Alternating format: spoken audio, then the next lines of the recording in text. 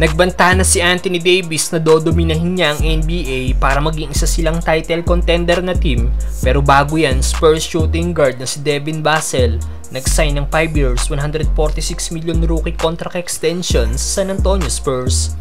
Ang team nga po ng Spurs ay nasa rebuilding process at maraming young talent na meron ng team ngayon na plano nilang i-keep long term dahil ngayon binigyan nga po ng team ng 5 years 146 million rookie contract extension si Devin Vassell. Kulang 30 million per year ang sasahudi ng nasabing batang guard sa loob ng 5 season. Si Vassell nga po ay 11 overall pick noong 2020 NBA draft at sa loob ng 3 season na paglalaro niya sa Spurs, grabe nga po ang naging improvement ng nasabing shooting guard. Last season, nag-average nga po siya ng 18.5 points, 3.9 rebounds sa 3.6 assists per game, shooting 38% sa 3-point area. Isa pa, bata pa nga po si Vassell dahil ito ay 22 pa lang, kaya malaki pang magiging improvement nito sa kanyang laro.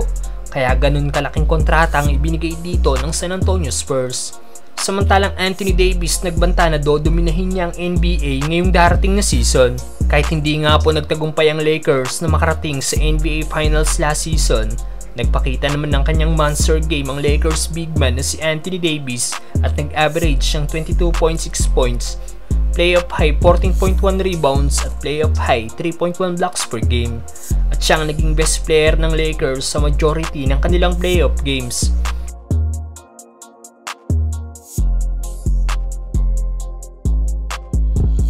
Ngayong media day ng Lakers, ibinunyag ni AD ang gagawin niya para maging isang title contender ang Lakers ngayong darating na season. Ayon kay Davis, dominant o magdodomina daw siya kada laro. Sa tanong na ano ang gagawin niya para maging isang title contender ang Lakers, hindi lang daw ito sa i-score siya ng 30 points at 15 rebounds per game, kundi kahit ano daw ay gagawin niya sa kanilang laro para sila ay manalo at magkaroon siya ng malaking impact sa team. Yun daw talaga ang kanyang mindset ngayon ng tulungan ng Lakers para makuha ang panalo kada game. Hindi lang sa pagpuntos kundi sa ibang aspeto ng basketball. Natanong din si Davis kung may pake ito sa pagiging MVP contender ngayong darating na season. Sagot ng Lakers big man, kahit na mapasama daw siya sa MVP race o hindi, yun daw ang expectation sa kanya ng mga tao, ang maglaro ng MVP caliber. Pero para daw kay AD, itutuloy niya daw ang kanyang magandang nilaro last season. Tumaasa siya na maging maganda ang season na ito para sa kanya.